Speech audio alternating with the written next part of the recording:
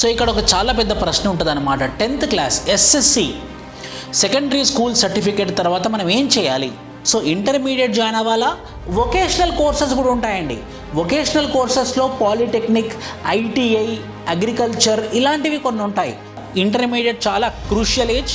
చాలా జాగ్రత్తగా డిసైడ్ చేసుకుంటూనే మీ ఫ్యూచర్ ఎలా ఉంటుంది, మీ 40 సంవత్సరాల భవిష్యత్తు ఎలా ఉంటుంది, మీ 60 సంవత్సరాల భవిష్యత్తు ఎలా ఉంటుంది, మీ 100 సంవత్సరాలు అప్పుడు మీరు ఎలా ఉండాలి అనేది డిసైడ్ అయ్యేది మీ 10th తర్వాత.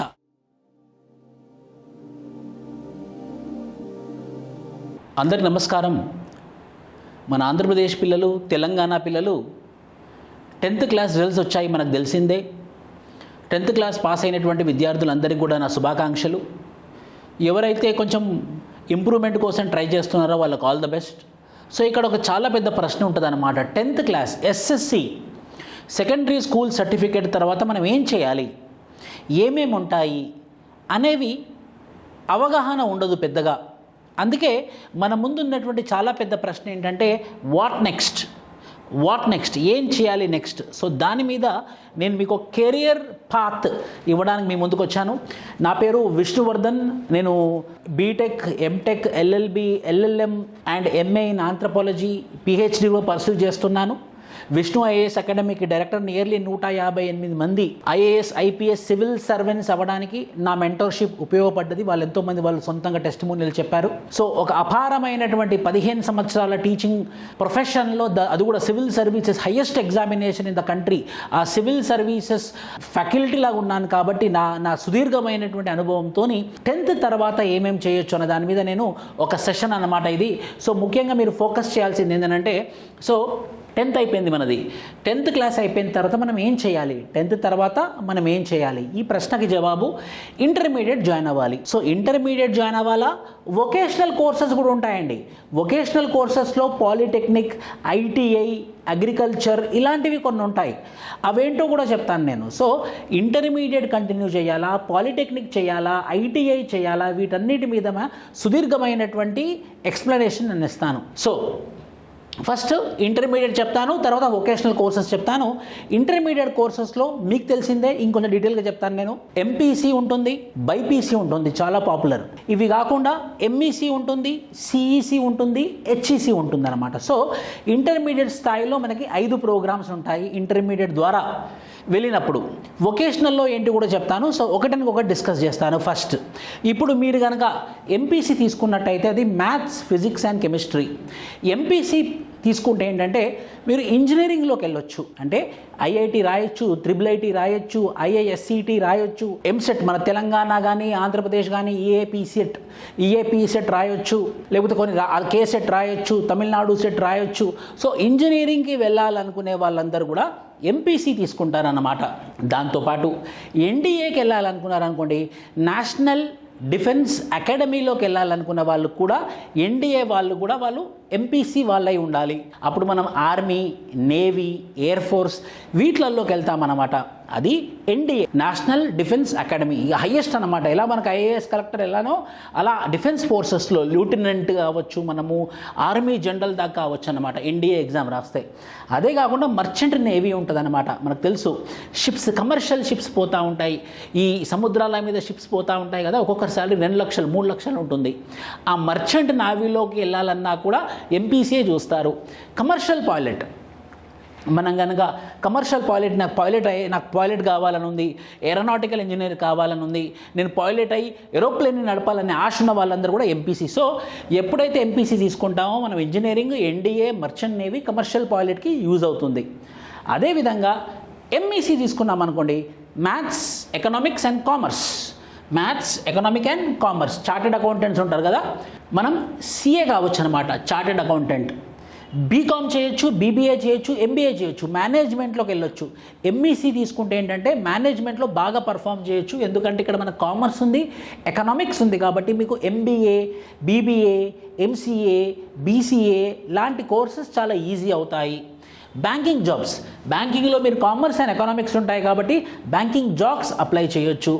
ఆంట్రప్రెన్యూర్షిప్, నేను బిజినెస్ చేయాలనుకుంటున్నాను, సెల్ఫ్ ఎంప్లాయ్మెంట్ కావాలనుకుంటున్నాను, నేను నాకంటూ సొంతంగా ఒక కంపెనీ పెట్టాలనుకున్న వాళ్ళకి ఎంఈసీ యూజ్ అవుతుంది అనమాట. సో ఎంఈసీ ఎవరు తీసుకోవాలి అని అంటే chartered accountant, B Com, BBA, MCA, BCA, MBA చేయాలనుకునే వాళ్ళు, ప్లస్ బ్యాంకింగ్ జాబ్స్ చేయాలనుకునే వాళ్ళు, ప్లస్ సెల్ఫ్ ఎంప్లాయ్మెంట్ కావాలనుకునే వాళ్ళు ఎంసీఏ తీసుకుంటారు అనమాట. అదేవిధంగా బైపీసీ మనకు తెలిసిందే, నీట్ ఎగ్జామ్ ఉంటుంది. నీట్ ఎంబీబీఎస్ కావాలనుకున్నా సరే, డెంటిస్ట్ కావాలనుకున్నా సరే, బీఫార్మసీ చేయాలనుకున్నా సరే, నర్సింగ్లోకి దిగాలనుకున్నా సరే, బయోటెక్నాలజీ అండ్ మైక్రోబయాలజీ చేయాలనుకున్నా కూడా వాళ్ళందరూ బైపీసీ తీసుకుంటారనమాట. నేను ఫార్మసిస్ట్ కావాలి, బీఫార్మసీ చేయాలి, ఎంఫార్మసీ చేయాలి, నేను నర్సింగ్ ఉమెన్ కావాలి, నర్సింగ్ చేయాలి, ఇలా నేను డాక్టర్ అవ్వాలి, డెంటిస్ట్ అవ్వాలనే కోరికలు ఉన్న వాళ్ళందరూ కూడా వాళ్ళు ఇంటర్మీడియట్ స్థాయిలో బైపీసీ తీసుకోవాలి. అదేవిధంగా ఎవరైతే నేను కామర్స్, ఎకనామిక్స్ అండ్ సివిక్స్ తీసుకుంటారో వాళ్ళు బీకామ్, బీఏ, వాళ్ళు లా, ఎల్ఎల్బి వాళ్ళకి బాగా యూజ్ అవుతుంది అనమాట. ఎందుకంటే సివిక్స్ ఉంది కాబట్టి నేను లా చేస్తాను, నేను అడ్వకేట్ అవుతాను అనుకునే వాళ్ళు, మా నాన్న అడ్వకేట్, నేను కూడా అడ్వకేట్ అవుతాను, నేను హైకోర్టు జడ్జ్ అవుతాను, నేను సుప్రీంకోర్టు జడ్జ్ అవుతాను, నేను డిస్ట్రిక్ట్ కోర్ట్ జడ్జ్ అవుతాను అనుకున్న వాళ్ళకి యూస్ఫుల్ ఉండేది ఏంటంటే సిఈసి, యూపీఎస్సీ రాసుకోవచ్చు. ఇక మనకి ఇదే సబ్జెక్ట్స్ ఉంటాయి, economics and civics. Union public service commission అనే బాడీ ఐఏఎస్, ఐపీఎస్ రావడానికి ఈ బాడీ ఈ సంస్థ పరీక్షలు పెడుతుందన్నమాట. గ్రూప్స్ రాసుకోవచ్చు, Telangana public service commission group 1, group 2, group 3, group 4, SI constable, Andhra Pradesh public service commission group 1, group 2, group 3, group 4, SI constable, ఇవన్నిటి కూడా ఎంఈసీ యూజ్ అవుతుంది. బ్యాంకింగ్ జాబ్స్, ఎనీ గవర్నమెంట్ జాబ్స్కి సిఈసి బాగా ఫేవరబుల్గా ఉంటుందన్నమాట. Commerce, economics and civics. కానీ ఇక్కడ అడ్వాంటేజ్ ఏంటంటే కామర్స్ చదివారు కాబట్టి చార్టెడ్ అకౌంటెంట్స్లో కూడా వెళ్ళొచ్చు. ఫుల్గా ఎట్టి పరిస్థితుల్లో నేను ఐఏఎస్ఏ కావాలి, ఐపీఎస్ఏ కావాలి, నేను గ్రూప్ 1 ఆఫీసర్ కావాలి, గ్రూప్ 2 ఆఫీసర్ కావాలి, ఒక గవర్నమెంట్ ఉద్యోగంలో నేను స్థిరపడాలి అనుకునే వాళ్ళకి ద బెస్ట్ ఏంటంటే HEC, హిస్టరీ, ఎకనామిక్స్, సివిక్స్.